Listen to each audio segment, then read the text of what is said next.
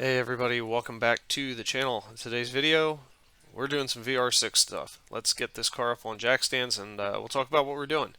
So today's project is going to be actually a multi-day project because it spirals out of control and things get kind of whacked, but anywho, we're going to pull the motor out of this 97 Jetta, timing chains, clutch, and well, I won't lead into what all we encounter. But there's more than just that. It's never that easy. So stand by and we're going to get cracking on this. So with the car up in the air and the front end off, obviously we're going to have to get the AC lines out of the way. And thankfully there wasn't any real charge in here, so we can just knock those loose and not have to worry about any three-letter agencies banging down my door because somebody else polluted, not me. Life's good. So let's do that real fast and we'll move on to the next part of this. Alright, so we're at a point where I need my impact battery to charge, and I'm going to have to order some more parts here because this thing it's dirty. So anything that's got oil on it is getting replaced effectively. That's a wear item anyhow. So coolant return pipe, oil cooler hose, whatever. But real quick, let's take a look at something. Pop off our air intake boot, and wouldn't you know, it's shredded. Now, if you look carefully at this, they did plugs and wires on this recently. See how they're labeled? Because they had a misfire. I guarantee you that's what it's from. Huge vacuum leak. Well done, guys. Yeah, now I'm going to have to go back through my old video and look at my list, because I don't know where I put it, and start ordering parts, I guess. But we do have... yeah, I guess we can go over what I have right now. So we have the hockey puck engine mounts that we previously built, as well as a new serpentine belt because this one is soaked in oil, and a whole new timing chain kit. I also bought a clutch kit off of eBay, and some people won't appreciate it, but I'll tell you firsthand how it is when it's done. Someone's got to guinea pig this stuff, so I'll bite the bullet and I'll do it. For 180 bucks and my own labor, whatever. We'll see what happens. If I have to take it apart again, so be it. Alright, so now we can start cranking along here. We'll get the wheels off and we're going to start knocking loose the axles. First the driver's side, and then we'll go over to the passenger side and break that axle free as well. And that isn't usually too bad, but where it gets miserable is once the axle is undone, then we have to get the exhaust manifold bolts, and they can be kind of a pain, especially underneath the car, because you get a whole lovely helping of rust in your eyes. But nevertheless, we got that done and got to move on to the next thing. Okay, so here's where we currently stand. Wiring to the starter / alternator is off. We have the exhaust disconnected. Power steering lines are disconnected from the engine. The wiring is disconnected. The only other thing I forgot to do that I'm going to do right now is remove the fuel lines from the fuel rail. Trans mounts disconnected, engine mounts disconnected, rear engine mounts disconnected. So I think once I get these fuel lines off, we'll be ready to rock and roll. So I'm going to clean off my tools, organize my workspace, and take these fuel lines off. Now that we've got the engine crane out in the garage, we'll get this thing lifted up and out of here. And obviously this isn't really that big of a deal. The hard part is getting all the other stuff disconnected, and pretty much it's up, up, up, and whoop, out you go. So motor is out. Let's take a look, guys. And this is where I think we're going to end up pausing for the day. So we have a super leaky tiki VR6. This thing is disgusting. Someone did plugs and wires because they're stupid. I didn't find the real reason it was misfiring. And then they didn't do a valve cover gasket because I don't know why.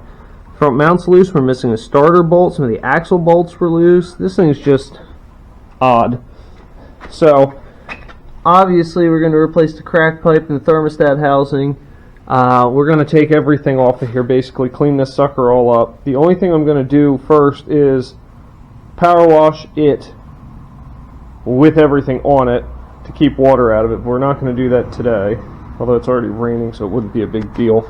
But it won't be a today thing, and then we'll start tearing into this and get it done. This won't go as quickly as I was hoping, because God, this is disgusting. But we do have some other stuff to fix. We have a disconnecting knock sensor. That's going to need replaced, which is awesome because it's buried underneath the coolant pipe, which is almost convenient because we'll be taking that apart anyways. We have time hopped a little bit here, and now we have the engine apart. And we found some problems. First problem, See that guide that's there? Oh, that's right, because it's not. Because it's over here, and it's in the oil pan. So this lower guide has also failed. So what we're going to do today is pop out the drain plug, get this oil out of here because I forgot to do that.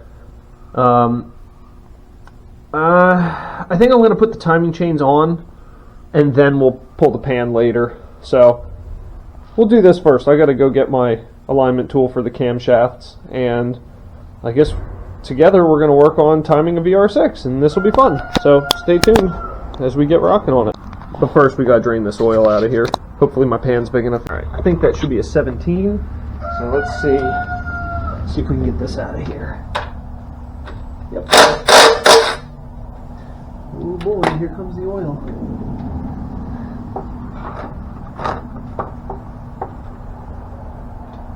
Oh. We got out clean. Look at that. But let's go ahead and look at what we're doing here. So these have a plate you can get to time these cams. So now we are 180 degrees out. When it is correct, that will slide right in here. And what you can do is actually take two M6, M5, one of them, bolts, and actually bolt that in place. Now this is a little bit warped, so that could present a problem. I might have to beat this into shape. Alright, so for this stage here, we're going to get everything disassembled. And we're going to get ready to put new chains on, new guides, all that fun stuff. So strip off all your parts here. The intermediate shaft is the key to getting the chains off and easily. So then once you do that, you want to put your lower guide in, get your lower chain on aligned with the intermediate sprocket, and put your lower tensioner on. You're going to want to put the tensioner rail on for the upper before you put the guide rail on, as you'll see here. And then you can go ahead and put your chain on, make sure everything's in alignment and the slack is on the tensioner side. If that's all good, you can go ahead and tighten everything up and pretty much torque everything down and say, hey, my timing chains have been replaced, life is good. It's pretty easy. Alright, so now we have all of our new stuff on, everything is torqued to spec. Alright, so that's timing on this. I have to order some parts before I can reseal this. I actually need a rear main seal, and well, I guess really that's all that prevents me from putting the covers back on. So I need to go get a rear main seal, install it in the lower cover. In the meantime, I've cleaned the upper cover, I've cleaned the lower cover, and that's kind of where we're at. So I'm going to end up getting another case of brake clean because this thing's a dirty pig, and we will press onward soon. So if your project doesn't include bonus parts, it may not be a real project. Alternatively, if your project is covered in grease and a disgusting pig, it's probably actually a project. This is a pain in the butt. So stay tuned, we'll get this pile of parts back on the road soon. We sure will. Thanks for watching.